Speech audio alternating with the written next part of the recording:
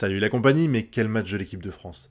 Quel match de l'équipe de France. Surtout après cette immonde merde qu'ils nous ont sorti face à une Italie qui est quand même pas terrible en plus. Je me suis dit, la Belgique, elle va nous tamponner, elle va nous défoncer. Et finalement, en dehors de 20 petites minutes, allez, 20 minutes pendant la première mi-temps et un petit quart d'heure à un moment donné en fin de match, là, la Belgique, finalement, la France les a éteints. Alors après, c'était pas transcendant non plus, mais c'était incroyable, surtout que quand j'ai vu l'équipe, j'ai fait « Ah ouais, vraiment, Deschamps, il respecte pas la Ligue des Nations, hein, parce que j'avoue que aligné... » Alors, Lucas Digne, ça doit faire plus d'un an qu'il a pas qu'il a pas joué un match avec l'équipe de France, là. Le voir sur le côté gauche, il a été bon. Il a été bon, alors après, c'était pas exceptionnel non plus, mais la défense, que j'avais l'impression qu'on avait totalement perdu dans le match précédent, vous savez, où l'Italie s'est baladée, la défense était à la ramasse et tout, en dehors, au début de match, de 2-3 relances de Saliba que j'ai trouvé un peu moyenne, globalement, la défense était bonne. Après, c'est sûr que quand t'as Koundé à la place de Klose, on a un défenseur qui sait jouer au football, donc forcément, à droite, t'es déjà beaucoup plus serein. Digne s'est bien démerdé à gauche, et la doublette Upamecano-Saliba a super bien marché, et pendant les 20 premières minutes, quand on était bien pressé et que je m'inquiétais beaucoup pour l'équipe de France, Maignan était là. Il a fait le taf comme il fallait, c'était nickel, quoi. Mais ce que je salue le plus, c'est ce milieu de terrain, parce que j'y croyais pas, honnêtement. Parce que, bon, Kanté a été très mauvais avant face à l'Italie. Là, il s'est bien rattrapé, il a fait un super match. Guendouzi, que moi je voyais en tant que supporter parisien comme une bouse en phase, vous savez, c'est le responsable de la non-qualification en C1 l'an dernier de l'OM. J'exagère évidemment. Donc je m'étais dit, putain, mais qu'est-ce que fait cet éclopé sur le terrain? Il a fait un bon match. Il a fait un bon match, pas excellent, mais par rapport à ce que j'imaginais de lui, franchement, il a fait le taf comme il fallait. Et Koné, oh, mais Koné, mais putain, il est trop bon. Enfin, après, c'était son premier match titulaire, je crois, mais il a fait un taf incroyable en milieu de terrain. Là, on a gagné le match, parce que en fait, on a gagné le match quasiment pour les mêmes raisons que j'avais dit qu'on avait perdu contre l'Italie. C'est-à-dire que le milieu de terrain, il a tout bloqué. Je veux dire, il y avait un vrai passage, il y avait un vrai pont entre la défense et le milieu et l'attaque, qui n'était pas du tout existant au match précédent. Et en plus de ça, dès qu'il y avait des Belges qui essayaient de passer, t'avais le milieu de terrain qui bloquait tout, quoi. Tout, j'exagère évidemment, mais ça faisait tellement plaisir de voir ce milieu de terrain avec un Kanté qui était au top de sa forme, je trouve, paradoxalement par rapport à il y a 3 jours, et un Koné qui était complètement libéré pour son premier match, alors que ça commençait très mal, hein. Dès le début, il fait une grossière faute, au bout de 3-4 minutes, il se mange un jaune. Franchement, j'étais plutôt inquiet de ce qui allait se passer pour la suite. Et l'attaque, alors là, Dembélé, Kolo Muani, Marcus Thuram, mais ça me vendait pas du rêve, franchement.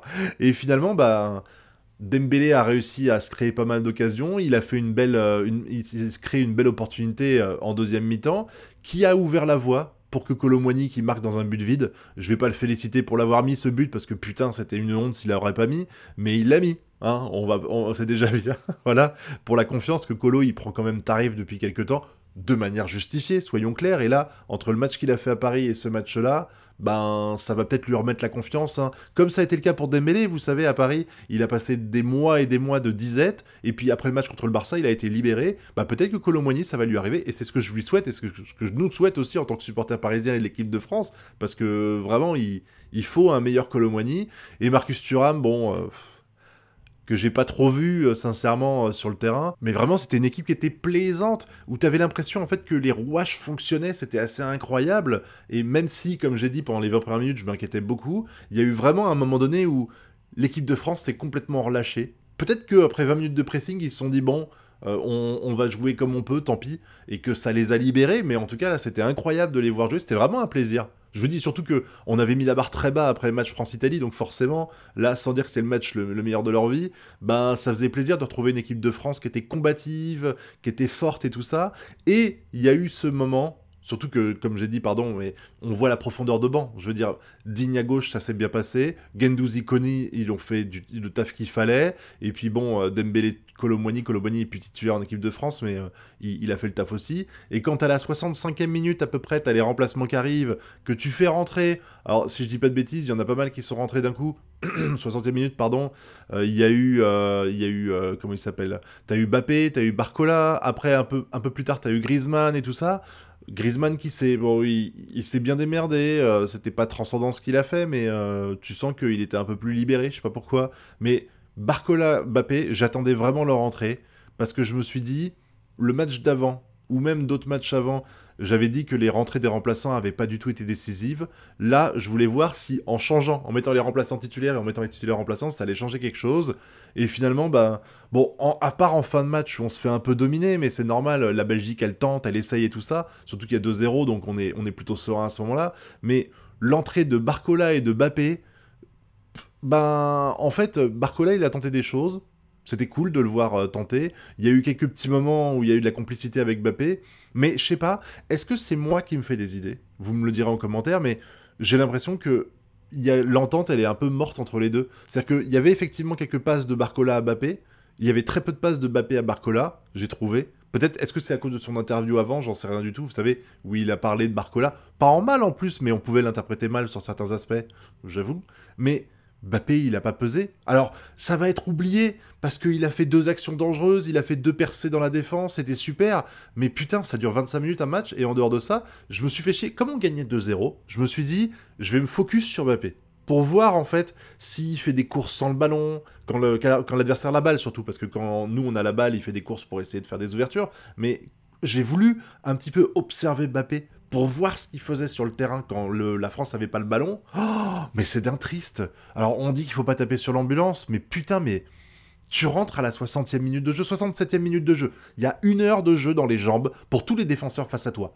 Zéro pressing, putain. T'as les jambes, mec. T'as les jambes, tu rentres sur le terrain, ils ont 1 heure dans les pattes, et t'es pas capable de courir sur un défenseur pour lui mettre la pression.